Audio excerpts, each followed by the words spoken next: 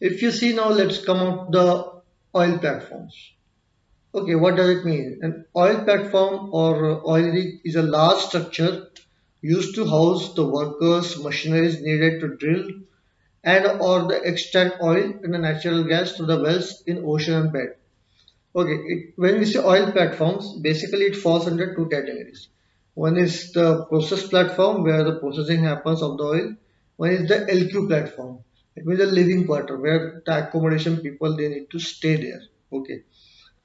It rarely happens that the processing and the LQ platforms are same. Normally it never happens because there is a safety issue. So always processing platforms kept separate and living quarter is always kept separate, and they are been normally linked to the a bridge connecting with two. So if a person has to go for the processing, he will go to the beach, and again after finishing the work, he will come back and again stay to his accommodation. So that's the whole purpose. So this is basically it's a steel structure basically. So and it's not in the oil and gas offshore industry. We don't use cement concrete to build the walls. So anyway, what we use, we'll cover it in the next session.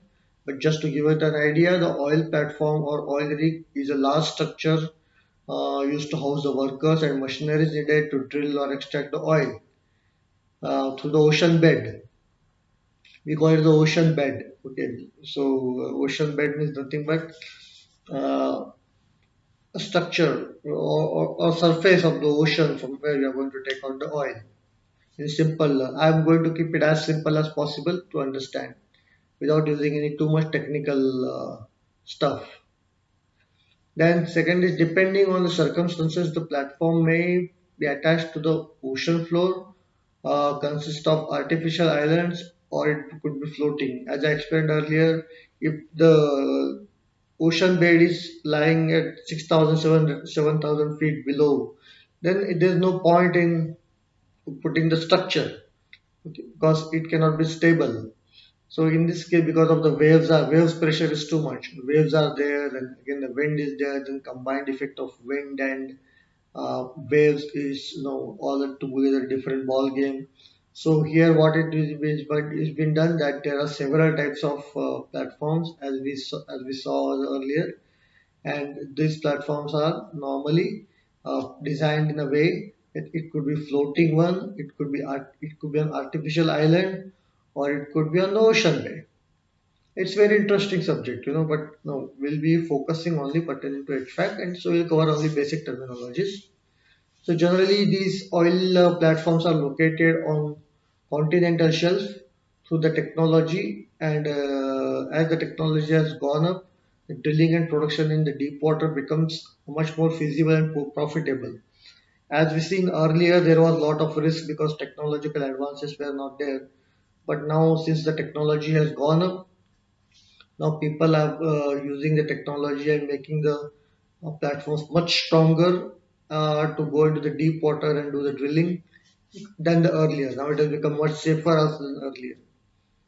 So in the deep water also the oil is there, so we should not miss that. So with the latest technological advances, now it has become possible. A typical platform, you may have around 30 wellheads located on the platform, and the directional drilling allows the reservoir to be accessed in both.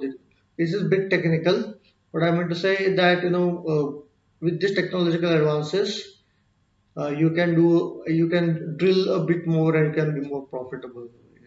That's what it means to say. It has 30 wellheads, and directional drilling is again a different topic. We are not going to cover over here because it's not but too much part because it has nothing to do with HVAC, the directional drilling. So we'll go to the next point. There's many platforms have the remote wellhead umbilical connections. It's again a too technical for HVAC to know, though it's an interesting topic altogether. It can be covered in some other session, or in the question and answer session you can ask me. But this is not. This is just an example of what the oil and gas industry is.